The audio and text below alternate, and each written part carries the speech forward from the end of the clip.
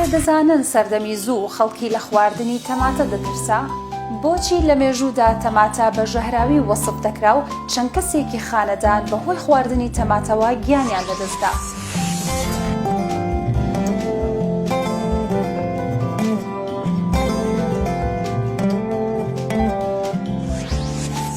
ئەو جوتیارە کێ بوو کە سەلماندی تەماتە ژەهراوی نییە و بەهۆی ئەوەوە چاندنی تەماتە دروست بوو بە بازرگانیەکی گەورە لەسەر ئاستی جیهان.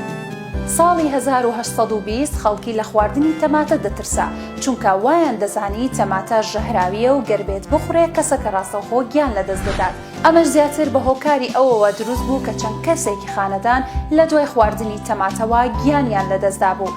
بەڵام دواتر دەرکەوت هۆکاری گیان لەدەستدانی ئەو کەسانە ئەو قاپە بووە کە تەماتەکەیان تێدا خواردووە نەک خودی تەماتەکە، چونکە ئەو قاپەی کە خانەدانەکان تەماتەکەیان تێدا دەخوارد مادەی بیوتری تێدا بووە کە لە سروشتیدا پێک هاتەی تەماتە کار لەسەر ئەو مادە ڕەساسەی ناوی دەکات بۆ ئەوەی چالاکتر بێت، بەمەش کارلێکێکی شەهراوی دروست دەبێت و کەسەکە بە خواردنی تەماتەکە گیان لەدەست دەدا. بەڵام بەدەر لەمە تەماتەکە خۆی هیچ کێشەیەکی نەبووە. ڕۆبەرت دیڤۆن جۆنسن کە جوتیارێک بوو هیچ باوەڕی بەوە نەبوو کە تەماتە ژەهراویە و دەبێتە هۆی کوشتنی کەسەکان، هەر بۆیە هەوڵیدا ڕێگە چارەیەک بدۆزێتەوە بۆ سەلماندنی ئەم بابەتە، بۆیە بڕیاریدا یەک سەبەتە تەماتە لەگەڵ خۆیدا بێت و بچێت بۆ دادگای ساڵم.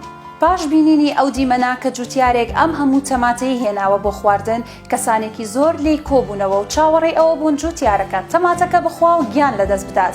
بەڵام لەوێدا جوتیارەکە سەبەتە تەماتەکەی بەرز کردەوە و دێڕێکی مێژووی وت. ئەم تەماتە سوور و ئاڵەی کە دەیبینن ڕۆژێک دێت دەبێتە چێژێک بۆ دەم و چێژێک بۆ بینینی چاو، جا چ ئەگەر بە کاڵی یاخود بە برژاوی بخورێت.